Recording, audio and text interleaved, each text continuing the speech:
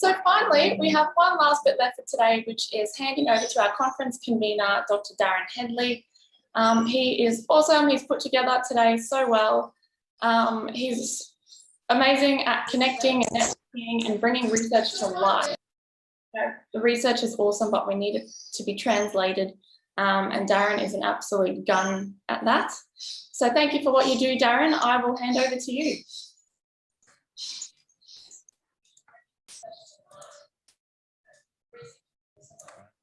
Hello. Well, thank you very much, Corinne, for doing an amazing job today. And you stole a bit of my thunder, thanking all of the people who have contributed and made today such a successful event. I think from our perspective, we've got everyone's names written on the board behind us. We'll post that later. So for those of you who don't know me, my name's Darren Hedley and I convened the conference today. So it's quite exciting. It's been a really big day. This was actually the largest ASFAR event that's been held so far. And that's partly because it's the first time that the event was open to non-members. And this included professionals, clinicians, and most importantly, autistic people who are not researchers.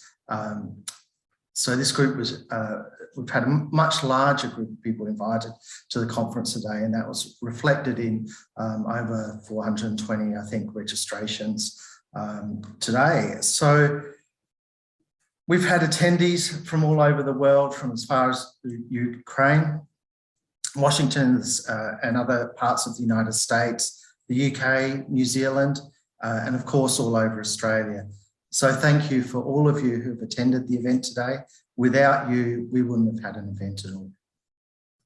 So of course, an event like this wouldn't be possible without the hard work and dedication of so many people working behind the scenes. The committee, the ASFAR committee, who supported and helped us put this event together.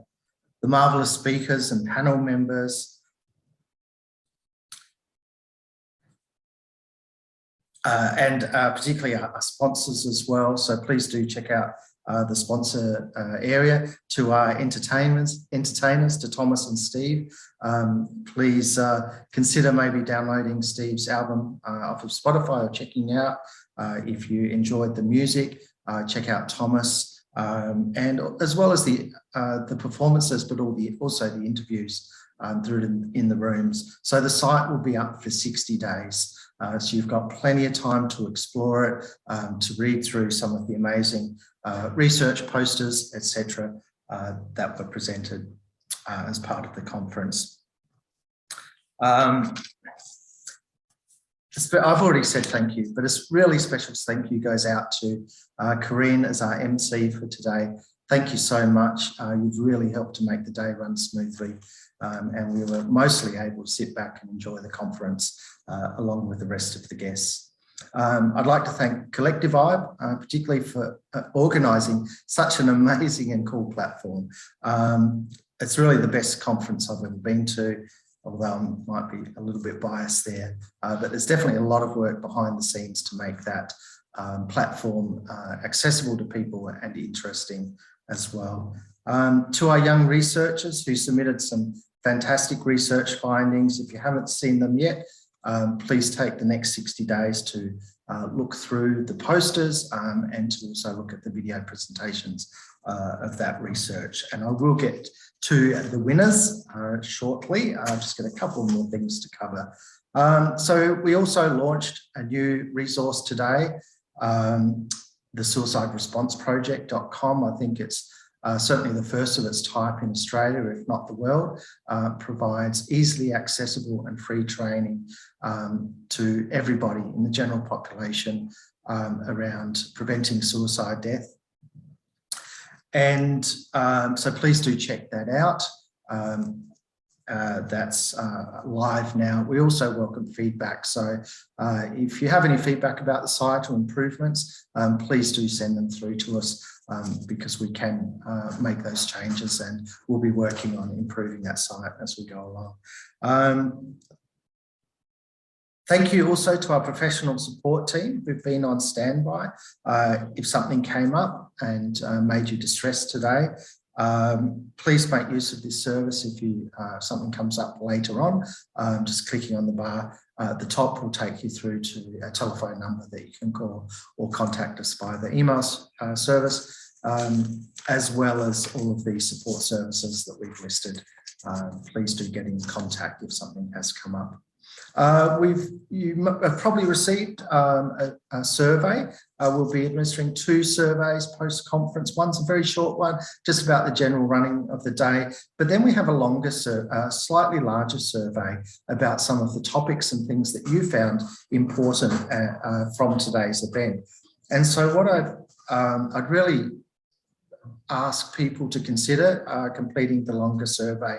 So we're actually at 8 o'clock tomorrow morning, Melbourne time, we're going to be having a post-conference forum with Dr. Sarah Cassidy, who's one of the leading suicide and autism researchers in the world. We'll be discussing all of the events and key points today with a panel of invited members. And 50% of participants in the event tomorrow will be autistic as well. There are a couple of takeaways for me I'd just like to mention briefly. Firstly, it's obvious that we need to do much better to include autistic people with diverse intellectual and verbal abilities in events like these, and to ensure that the voice is heard for this part of the autistic community. Second, an incredibly important insight from today is that, I can't quite remember who mentioned it, but it's that no one knows autism better than an autistic person. So this conference was about bringing people together and making sure that that autistic voice was heard. It was heard loudly and clearly today. Thank you. And now for what we've been waiting for. So after counting all of the votes several times, we managed to find the winner of our early career researcher event for our posters. So to be eligible, you had to be an ASFAR member. I do encourage any young researchers and upcoming scientists in Australia with an interest in autism to join ASFAR. It's very cheap for student members, so about $50, I think, for a year or 2 years. And so we have 2 $100 voucher prizes today. So the winners of the best student or early career researcher posters were, if I got this right, Rebecca.